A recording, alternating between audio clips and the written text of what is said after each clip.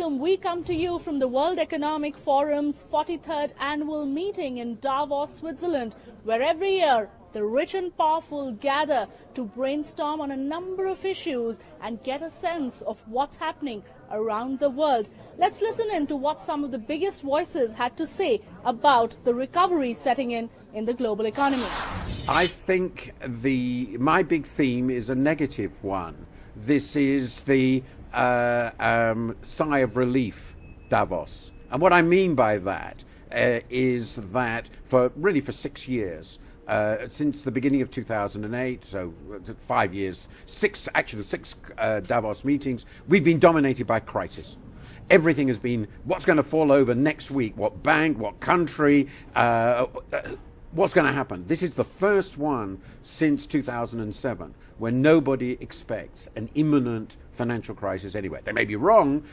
The financial crisis in the US is perceived to be completely over. There are long-term consequences, and now the financial crisis and crises, the sovereign crises in Europe are seen to be over because of the action above all of the central banks. So for the first time, we've moved from the crisis phase, the panic phase. That seems to be the background theme. Then you start looking at all these long-term issues you face. What is the prospect for longer-term growth? How will the developed countries now grow out of their problems? Climate change is back, partly because we're not fixated with these short-term problems. Reform of the EU is now on the agenda. The poverty agenda is back, both within inequality and globally. So we can start looking again, really for the first time 5 or 6 years, at these various long-run issues which have always been there, because everybody's breathing a sigh of relief. Things have improved. I wouldn't say significantly. Things have improved, and there is a little bit of recovery in the air. It shows in the numbers. Not as great as we would expect, but it's, global growth expected at 3.5 as opposed to 3.2 last year. Advanced economies lagging behind, emerging markets and low-income countries driving growth. That's the picture we have at the moment. What is more interesting is how 2013 is going to either make or break. There have been a lot of changes, a lot of good intentions, a lot of decisions as well made in the Eurozone, in the United States, in Japan to a certain extent, and that will deliver results or not, depending on whether governments, Congress, parliaments keep the momentum. I personally feel more optimistic about the world economy 2013 than one saw in 2012, particularly USA. And USA drives a lot of the world scene. And China is nowhere as morose as people make it out to be. They'll still probably end up with an 8% growth rate. Right. Which in the current circumstances is not a 10% growth rate, but there's a major shift taking place there from investments to consumerism to fill up demand. India, you're seeing a spate of changes being made, which are more or less economic progress.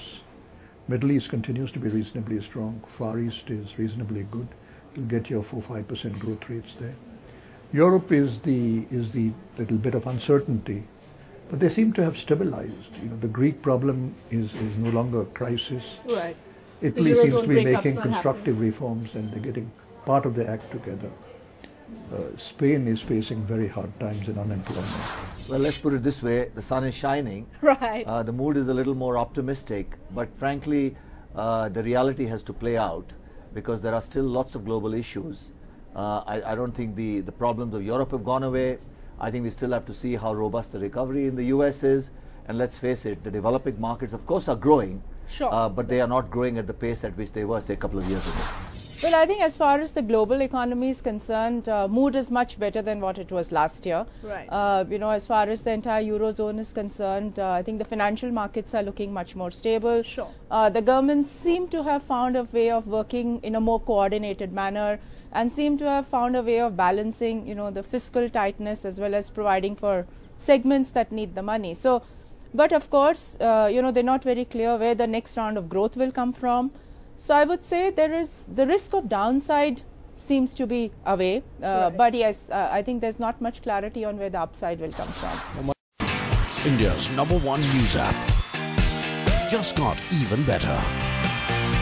Download NDTV's new app, fully optimized for retina display, full screen view, faster response time, and Sudoku. NDTV's new iPad app. Download now.